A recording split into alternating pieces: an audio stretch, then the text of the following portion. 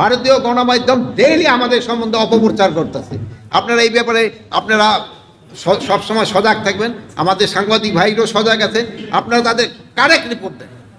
তারা কিন্তু মিথ্যা রিপোর্ট ডেইলি দিয়ে যাচ্ছে, ডেইলি তারা মিথ্যা রিপোর্ট দিয়ে যাচ্ছে। যে তারা এই মিথ্যা রিপোর্ট যেন না দেয়, এই জন্য আমি আপনাদের সহযোগিতা কামনা করছি। আপনারা সত্যি রিপোর্ট দেন। আমরা যদি কোনো ভুল করি আপনারা বলেন, আমরা এটা রেকটিফাই করার কথা। আমাদের ভিতরে যদি কোনো রকম আমার ভিতরে যদি কোনো দুর্নীতি থাকে আপনারা বলেন, স্যার আপনি এখানে দুর্নীতি করছেন, আমার বল দ্বিধা নাই এই উত্তর দিতে। কিন্তু কোনো মিথ্যা রিপোর্ট কিন্তু আপনারা দিবেন না। আর কোনো মিথ্যাই করলে হয় কি পুরো জিনিসটা হয়। এখন কিন্তু ভারতীয়রা যে মিথ্যার দেয় এটা কিন্তু সবাই জানে। আপনার এখন যদি ভারত যদি একটা সত্যি রিপোর্টও দেয় কিন্তু সবাই বলবো যে এটা মিথ্যা রিপোর্ট দিচ্ছে, ওর কাজেই মিথ্যা রিপোর্ট দেওয়া। এই জন্য আপনারা কিন্তু আমাদের থেকে আরো বড় প্রতিবাদ করতেছেন। আপনারা কিন্তু আমাদের সে একটা বড় শক্তি এই ব্যাপারে। আমাদের তো শুধু ইসে, কিন্তু আপনারা কিন্তু মিডিয়ার মাধ্যমে কিন্তু এই জিনিসটারে অবশ্যই অবশ্যই অবশ্যই এটা আর প্রতিবাদ করবেন। আমি একটা মবটা পরে দিই।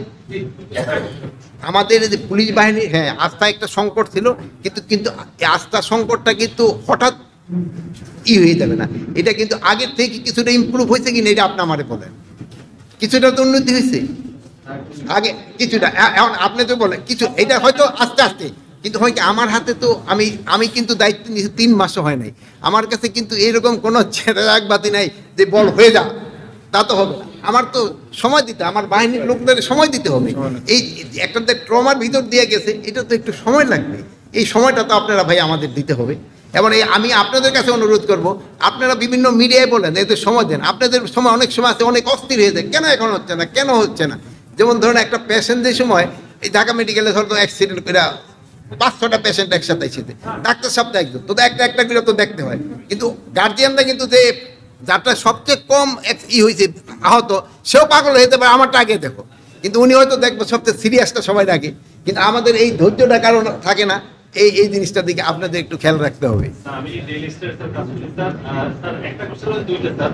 ও আপনি একটা মব জাস্টিসের কথা বলছিলেন। এখন এই মব জাস্টিসটা তো আপনারা বেশি বন্ধ করতে পারেন। জনগণকে আপনি সচেতন করতে হবে। এখন ধরেন যে আপনারা এখানে মাইন্ড করেন না, যাচ্ছে একটা এক্সাম্পল হিসেবে। এখন আপনারা এখানে আমরা উপরে আছি, আপনারা এখানে মারামারি শুরু করে দিলেন, এটা তো আপনারা বন্ধ করতে পারবেন। এখন তো আমার পুলিশ নেই, এখন তো আমার আর্মি নেই, এখন তো আমার বিডিআর নাই, এখন তো আমার র্যাব নাই। এটা হলো আপনারা করতে পারেন। হ্যাঁ আমি হলো